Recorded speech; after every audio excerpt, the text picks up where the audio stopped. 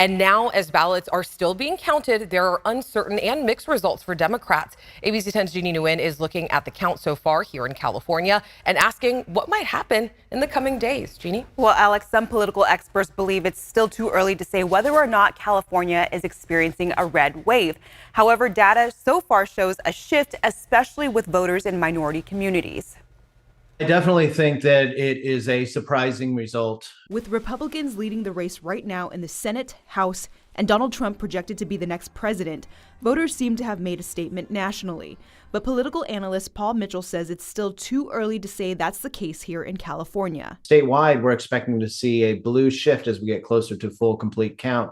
And so to say now, like, hey, it's a red wave would be premature. Mitchell believes with more than 16 million ballots still to be counted, California should see a spike in Democratic representation. I would say odds are Democrats are going to pick up a couple of these House seats, even though literally at the moment we're talking, they are behind in all of them. Mitchell says the ballots that have yet to be counted are from a specific demographic. I think we're going to see more of the late vote comprise of younger voters, renters, minority voters, and those are going to break more Democratic. One of the key groups in California the GOP managed to swing are the Latino voters.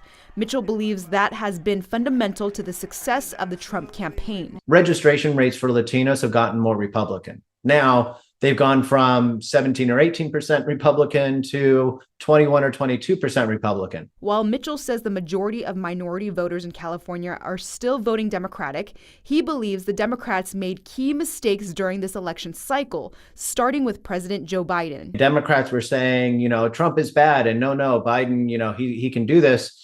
And then 100 days out, switched and said, oh, well, we mean Kamala. Well, now we guess Biden can't do it. Vermont Senator Bernie Sanders also chiming in, speaking about this today, saying in part, he's not surprised the working class has abandoned the Democratic Party, adding the American people are angry and want change, while the Democratic leadership continues to defend the status quo. But ultimately, Mitchell says the next few days will show California's continued support for the Democratic Party. That late vote looks to be very progressive and very democratic leaning, and will definitely shift these races 2, 3, 4, 5 points towards the Democratic candidates.